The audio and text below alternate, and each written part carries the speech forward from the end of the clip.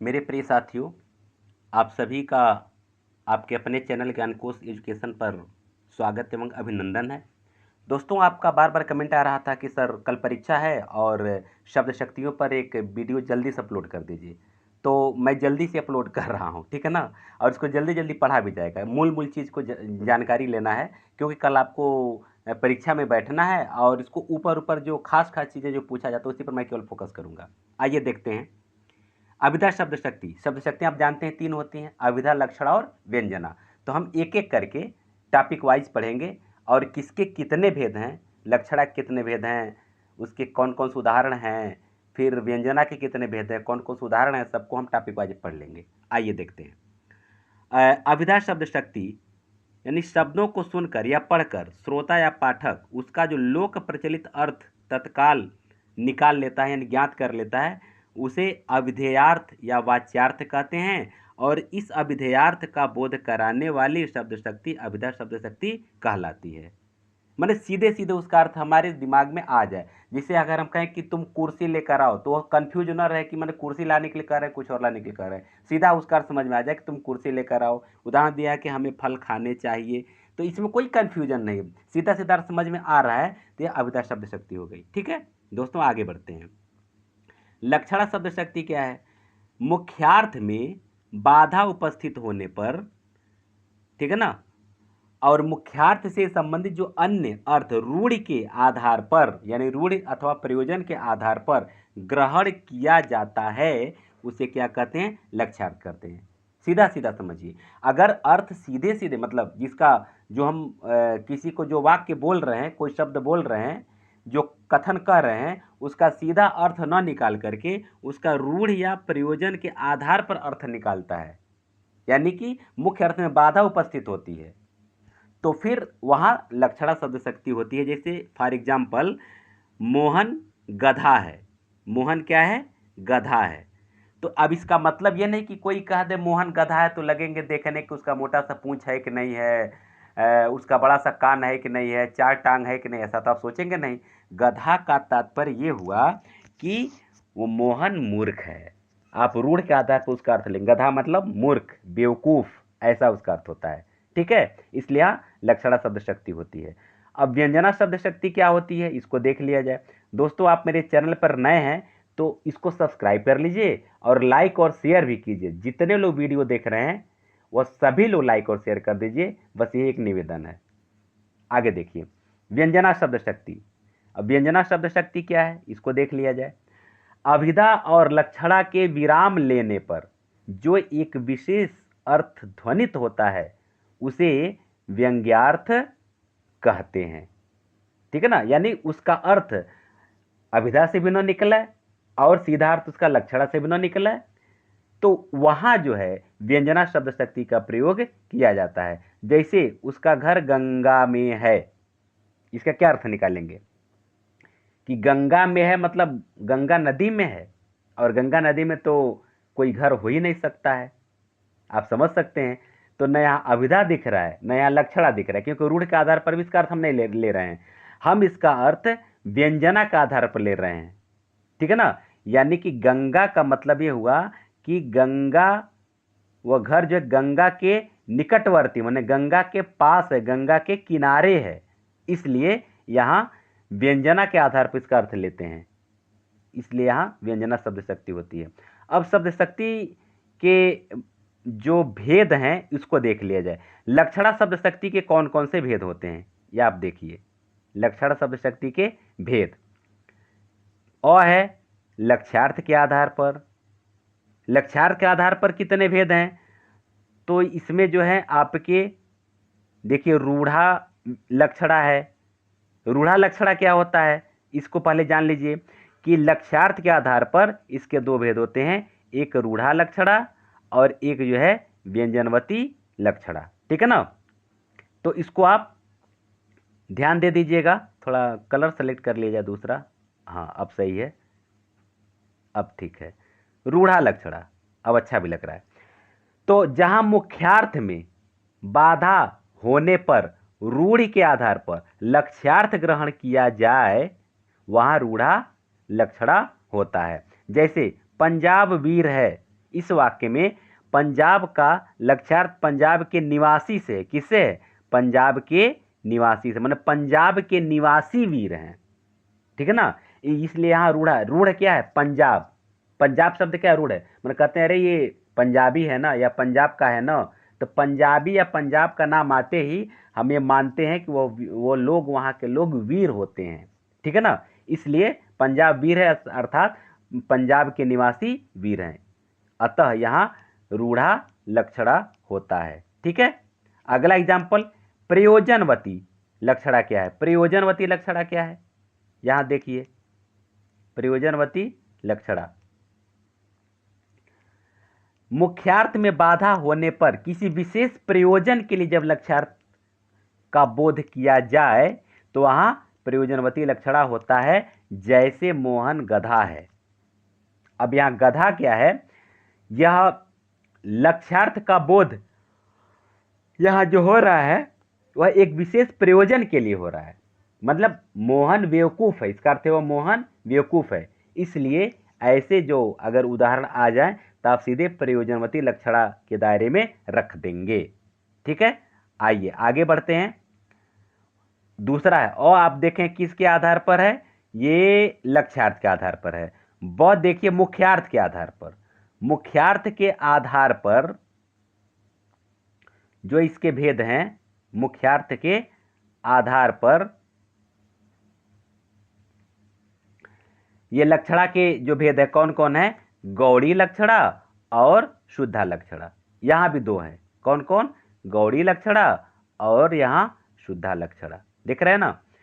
तो यहां भी दो भेद। अब गौड़ी लक्षणा किसे कहती है, इसको देख लीजिए। गौड़ी लक्षणा का तात्पर्य क्या होता है, ये देख लीजिए। जहां गुण सादृश्यों के आधार पर लक्ष्यार्थ का बोध होता है वहां क्या होता है? गौड़ी लक्षणा होती है, ठीक है ना। जैसे मोहन शेर है। मोहन क्या है? शेर है।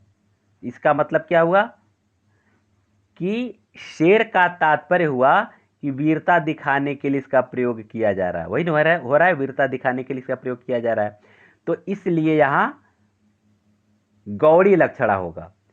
मोहन में शेर और मोहन में एक सादृश्य उपस्थित हो रहा है, यानी शेर के जैसा वीर, ठीक है ना। इसलिए गौड़ी लक्षणा होगा।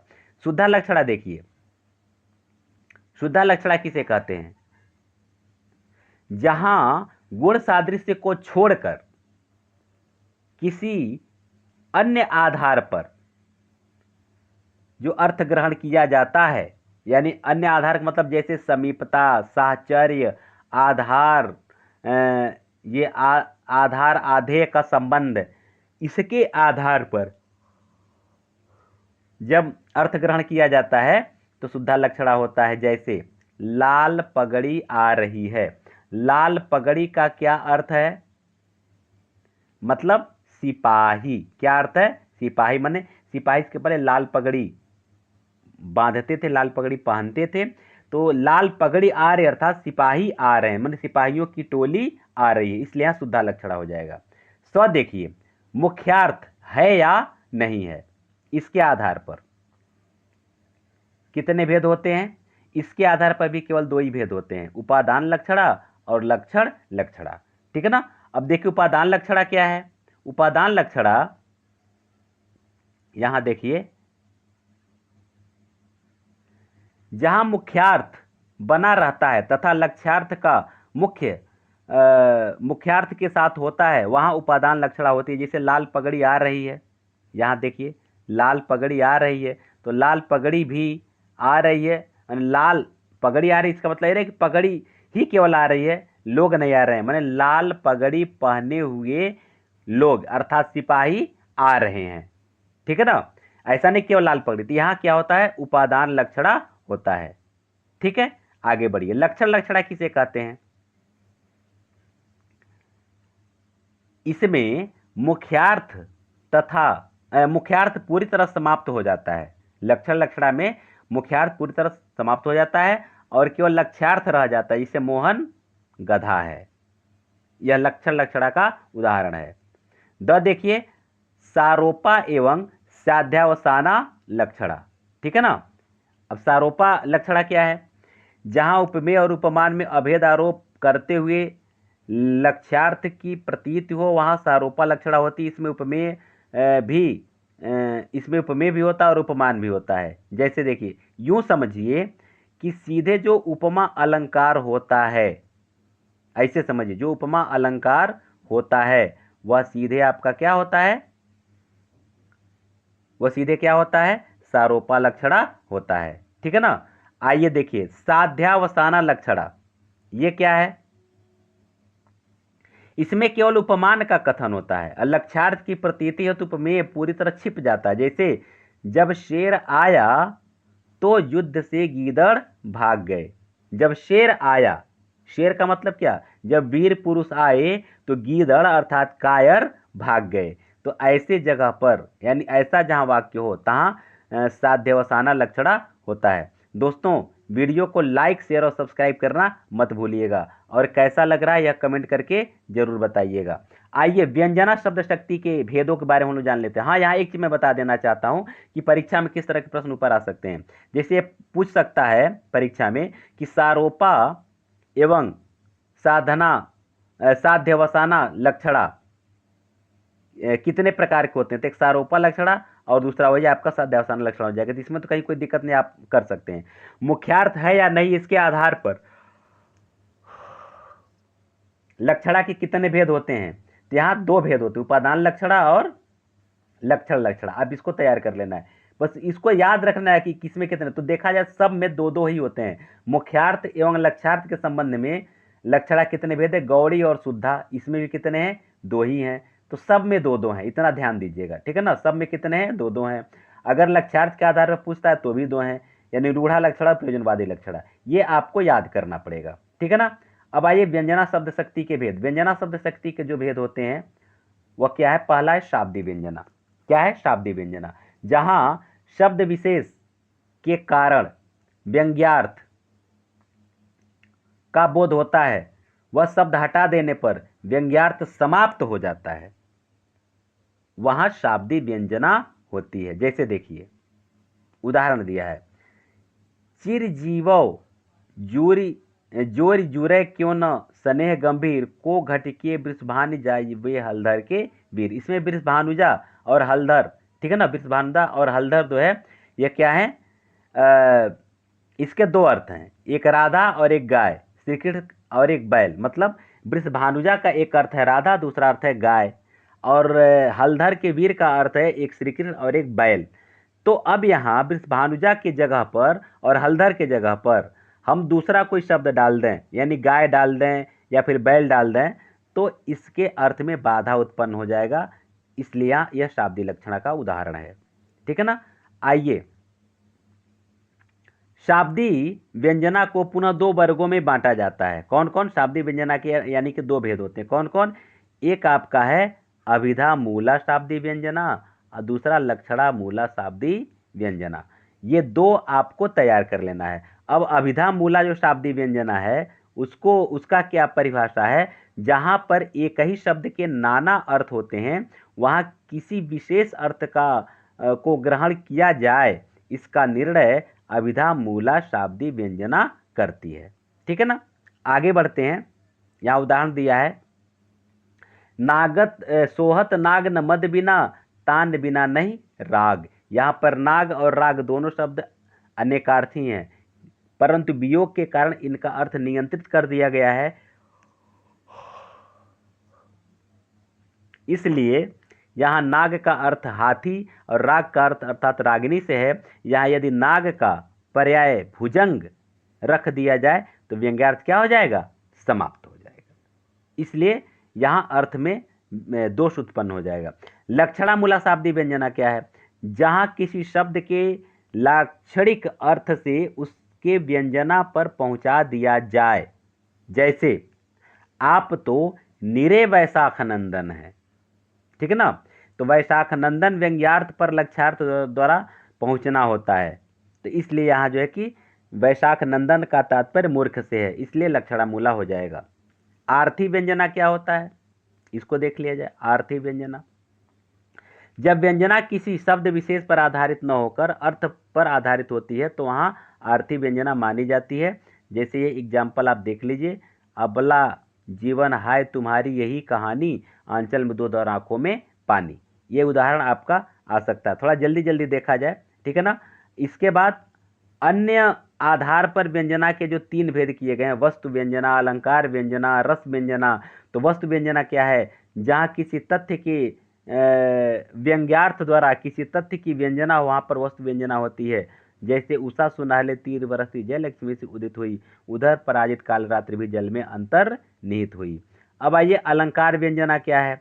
जहाँ व्यंग्यार्थ किसी अलंकार का बोध कराए, वहाँ पर अलंकार व्यंजना होती है। उठे स्वस्थ मन ज्यों उठते हों है क्षितिज बीच अरुणोदय कांत, लगे देखने क्षुब्ध नयन से प्रकृति विभूति मनोहर शांत। यहाँ उत्प्रेक्षा अलंकार के कारण व्यंजना सौंदर्य है, अतः इसे अलंकार व्यंजना कह सकते हैं। रस व्यंजना क्या होता है? जहाँ व्यंग्य से रस व्यंजित हो रहा है, वहाँ रस व्यंजना होती है।